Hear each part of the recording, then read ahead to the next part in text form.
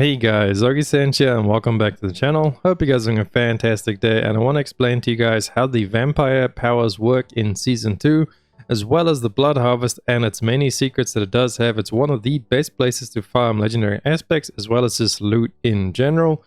And it's also good to make gold because you can do your whispers in here. So I'm going to cover all the bases on blood harvest. It's going to be in-depth guide, as well as the vampire powers in this video.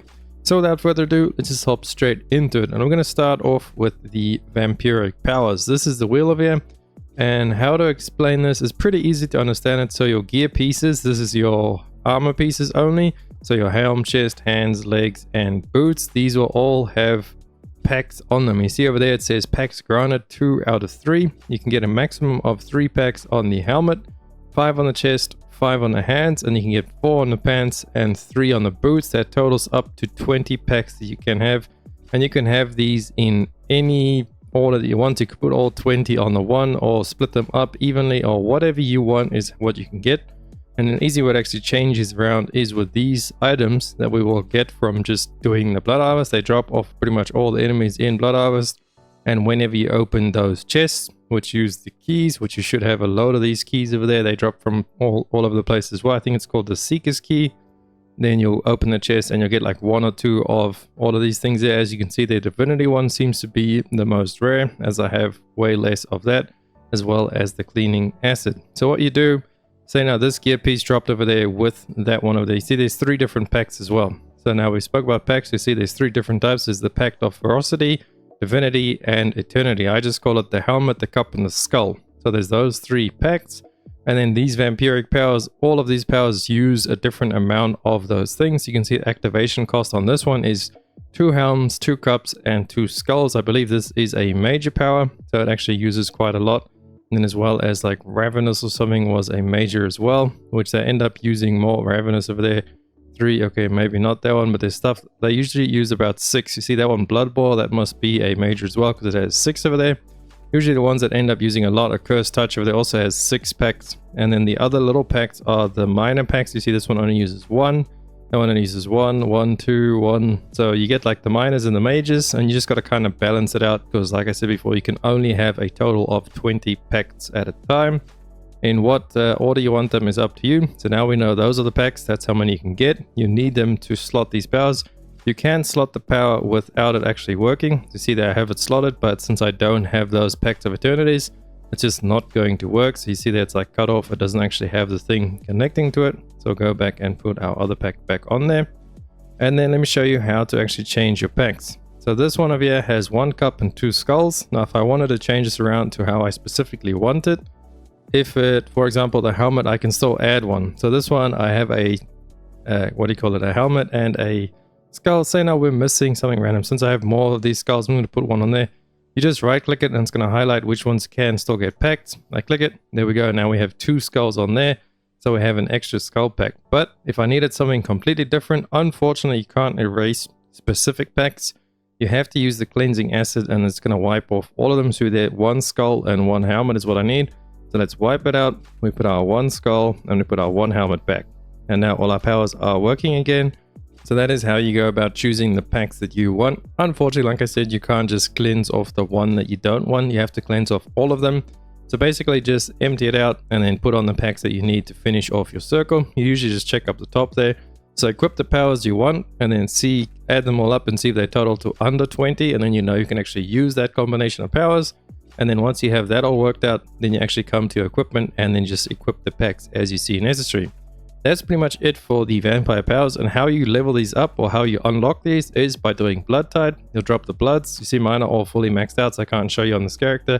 But just click there and it's going to give you a choice out of 3 random powers that you can either unlock if you haven't got them yet, or level them up from level 1 to level 3. Level 3 on each power is the maximum. And then there will also be this thing called the Hunter's Acclaim board, which will give you 2 different powers as well, the Accursed Touch and the Sanguine Brace. And then from the story of the season journey, I've actually completed it, but the season journey will have that little icon there, like the little leaf. You have to finish off that to get the Metamorphosis power, I believe. One of the powers I know, or 1 or 2 of the powers are locked behind the story progression of the story quest.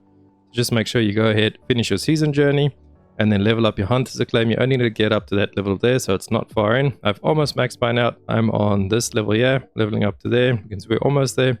So I'll almost have mine all maxed out. That's how you get all the powers, level them up, and that's just how it works. So now let's actually talk about Blood Harvest, how you actually want to run through this efficiently. A lot of the time, Blood Harvest is always connected with a Whispers things. They always have Whispers connected to them. Every time they move zone, the Blood Harvest will always be active. You see that it has 31 minutes. It's not like Helltide. Once this timer expires, it's just going to move to a different zone. So you just go ahead and do it wherever it moves to. Make sure you do all the Whispers while you're doing it as well, because every time you come to them, you can pretty much just about finish out your whole Whisper tree.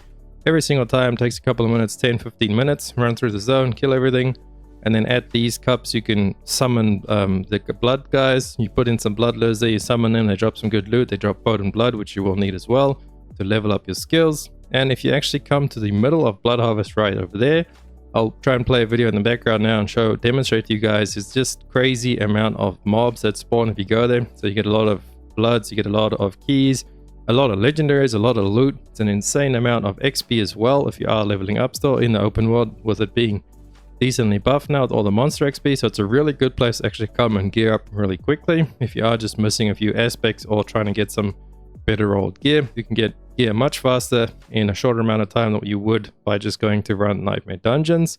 So that is a big bonus over there, as well as sometimes you'll find these Vampiric altars. I'll place them in the background now, and these are just randomly anywhere in the zone, and when you click them, it's going to activate it. And you know those public event things where you got to like stand in a circle and kill enemies in the circle, it's going to like drain the blood into these work a little bit differently to that. That person that's being drained is actually you. That's draining your blood, and the longer you stay in there, the more damage it's going to do to you. But it's going to spawn more and more and more enemies, and it's actually going to give you a crazy amount of loot and XP if you can actually stay in there for a very long time, killing as many enemies as you can. So just spam your health potions when you get to the later stage. Make sure your build is pretty good optimized to be tanky, and bring some friends as well and see how long you can actually stay in there. Because me and my one friend were testing it, and it's crazy with the amount of XP and loot and legendaries you can get from this. Just need to stay in it as long as you can. I'm actually going to level myself up a druid pretty soon, a bulwark druid, and come sit in there and see how long I can survive and just how many legendaries I can actually get in there. If I do manage to do that, I'll make it short and chuck it up the channel so you guys can see. But just look for that thing, sit in there, spam your potions, stay alive. Also make sure to not leave the circle, because there's no like grace period timer thingy. If you step out of the circle, that's it, it stops. So whenever you step out of the circle, it's going to end. There's no point to step out soon. You could die. I mean, obviously if you're on hardcore you don't want to die, but if you're on softcore you can just go until you die pretty much, and you'll get as much legendaries and stuff as you can. Nothing's going to despawn if you do die. It's not like you fail it, it's just going to stop scaling and it's going to end that little event.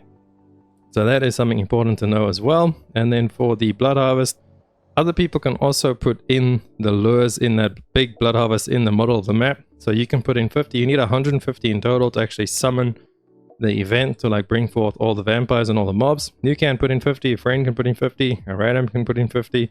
So just go there and see if there's anybody doing it. If you see a bunch of people like standing around, and more often than not somebody else is also going to fill it up, and then you can just like rotate and spawn a whole lot of mobs, kill everything, loot everything, go back to town, sell everything, come back, and then people will probably be opening up another one. So that is really all there is to know about Blood Harvest, mainly used just to level up your Hunter's Acclaim, as well as your vampire powers, and also just a really good way of gearing up fast. Pretty much every time I have leveled up another character in the season, I only have 2 now, I'm working on a 3rd one right now.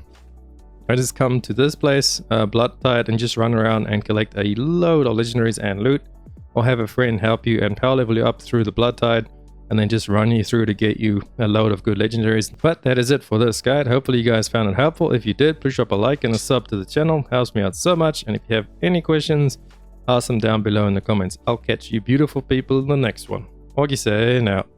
Run free and dive into the sky. Hear the wind crying.